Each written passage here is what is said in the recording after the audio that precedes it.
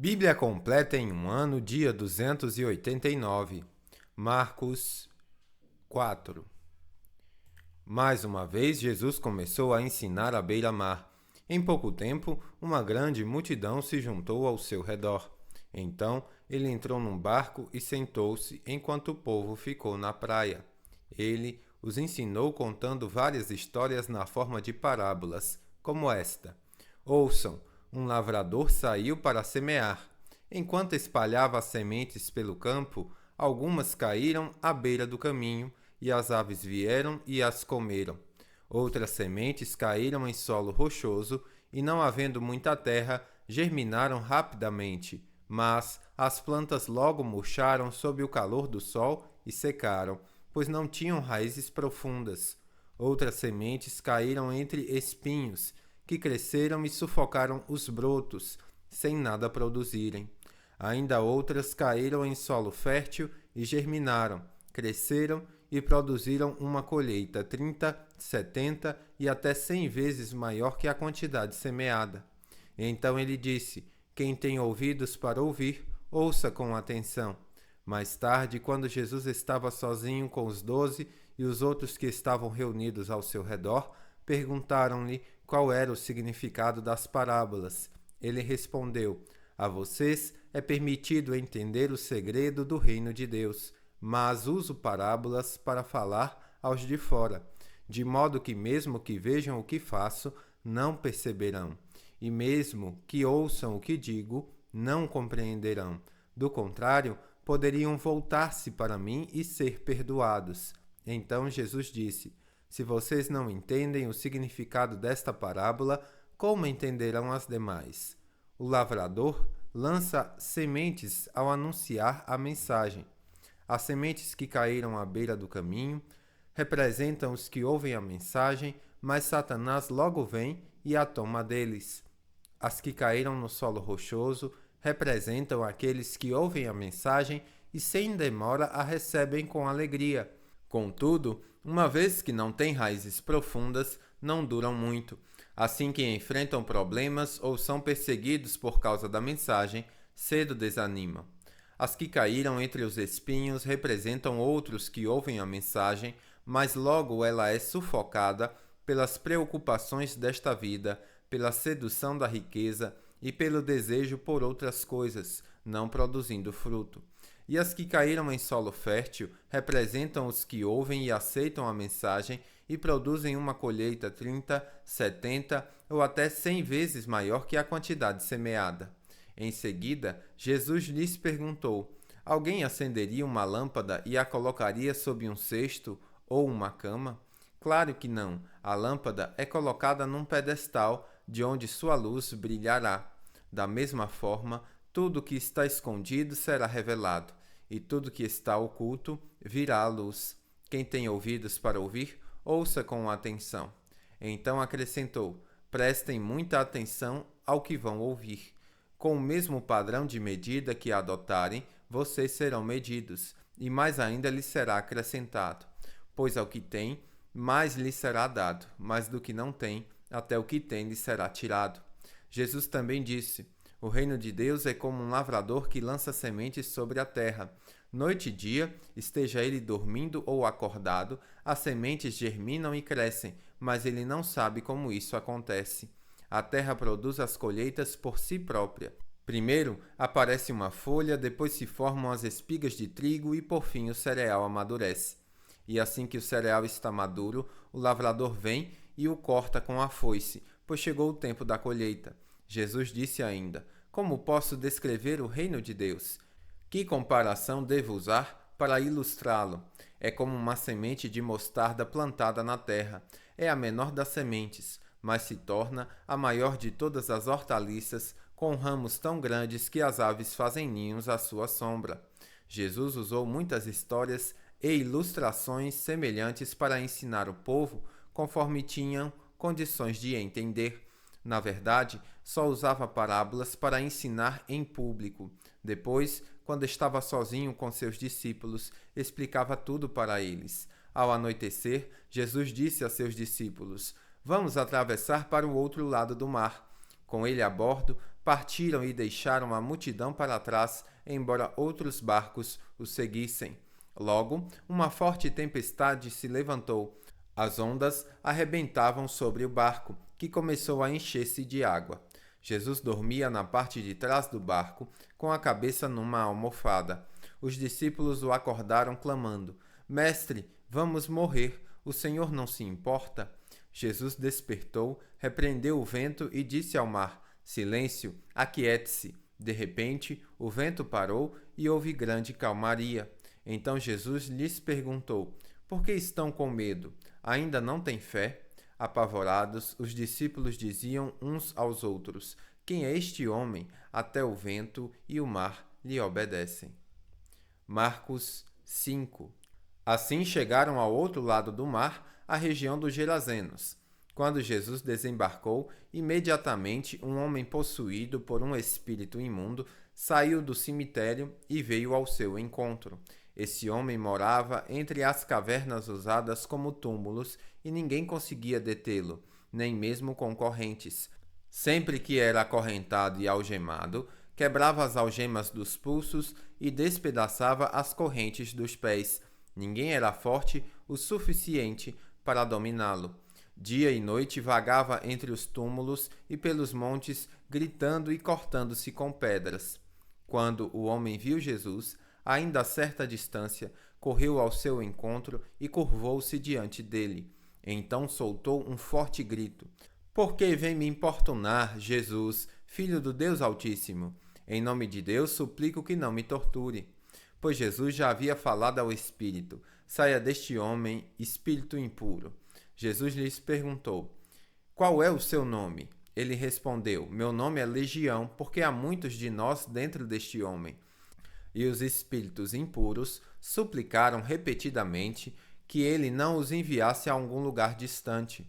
Havia uma grande manada de porcos pastando num monte ali perto. Mande-nos para aqueles porcos, imploraram os espíritos. Deixe que entremos neles. Jesus lhes deu permissão. Os espíritos impuros saíram do homem e entraram nos porcos, e toda a manada, cerca de 2.000 porcos, se atirou pela encosta íngreme do monte para dentro do mar e se afogou. Os que cuidavam dos porcos fugiram para uma cidade próxima e para seus arredores, espalhando a notícia. O povo correu para ver o que havia ocorrido. Chegaram até onde Jesus estava e viram o homem que tinha sido possuído pela legião de demônios. Estava sentado ali, vestido e em perfeito juízo, e todos tiveram medo. Então, os que presenciaram os acontecimentos contaram aos outros o que havia ocorrido com o homem possuído por demônios e com os porcos. A multidão começou a suplicar que Jesus fosse embora da região. Quando Jesus entrava no barco, o homem que tinha sido possuído por demônios implorou para ir com ele. Jesus, porém, não permitiu e disse: Volte para sua casa e para sua família e conte-lhes tudo o que o Senhor fez por você e como ele foi misericordioso.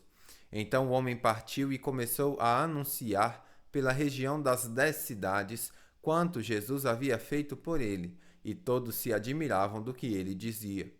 Jesus entrou novamente no barco e voltou para o outro lado do mar, onde uma grande multidão se juntou ao seu redor na praia.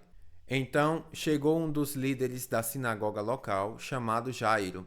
Quando viu Jesus, prostrou-se aos seus pés e suplicou repetidas vezes: Minha filhinha está morrendo. Por favor, venha e ponha as mãos sobre ela. Cure-a para que ela fique viva. Jesus foi com ele, e todo o povo o seguiu, apertando-se ao seu redor. No meio da multidão estava uma mulher que havia 12 anos sofria de hemorragia. Tinha passado por muitas dificuldades nas mãos de vários médicos e, ao longo dos anos, gastou tudo que possuía sem melhorar. Na verdade, havia piorado. Tendo ouvido falar de Jesus, aproximou-se por trás dele, no meio da multidão, e tocou em seu manto, pois pensava: se eu apenas tocar em seu manto, serei curada. No mesmo instante, a hemorragia parou e ela sentiu em seu corpo que tinha sido curada da enfermidade. Jesus imediatamente percebeu que dele havia saído poder. Por isso, virou-se para a multidão e perguntou: Quem tocou em meu manto? Seus discípulos disseram: Veja a multidão que o aperta de todos os lados. Como o Senhor ainda pergunta: Quem tocou em mim? Jesus, porém, continuou a olhar ao redor para ver quem havia feito aquilo. Então a mulher, assustada e tremendo pelo que lhe tinha acontecido, veio e, ajoelhando-se diante dele, contou o que havia feito. Jesus lhe disse: Filha, a sua fé a curou. Vá em paz, seu sofrimento acabou. Enquanto Jesus ainda falava com a mulher, chegaram mensageiros da casa de Jairo, o líder da sinagoga, e lhe disseram: Sua filha morreu, para que continuar incomodando o mestre? Jesus, porém, ouviu essas palavras e disse a Jairo: Não tenha medo, apenas creia. Então Jesus deteve a multidão e não deixou que ninguém o acompanhasse, exceto Pedro, Tiago e João, irmão de Tiago. Quando chegaram à casa do líder da sinagoga, Jesus viu um grande tumulto, com muito choro e lamentação. Então entrou e perguntou: Por que todo esse tumulto e choro? A criança não morreu, está apenas dormindo. A multidão riu de Jesus. Ele, porém, fez todos saírem e levou o pai e a mãe da menina e os 3 discípulos para o quarto onde ela estava deitada. Segurando-a pela mão, disse: Talita cumi, que quer dizer: Menina, levante-se. A menina, que tinha 12 anos, levantou-se de imediato e começou a andar. Todos ficaram muito admirados. Jesus deu ordens claras para que não contassem a ninguém o que havia acontecido, e depois mandou que dessem alguma coisa para a menina comer. Marcos 6. Jesus deixou essa região e voltou com seus discípulos para Nazaré, cidade onde tinha morado. No sábado seguinte, começou a ensinar na sinagoga, e muitos dos que ouviam se admiraram e perguntavam: De onde vem tanta sabedoria e poder para realizar esses milagres? Não é esse o carpinteiro, filho de Maria, irmão de Tiago, José, Judas e Simão? Suas irmãs moram aqui entre nós. E sentiam-se muito ofendidos.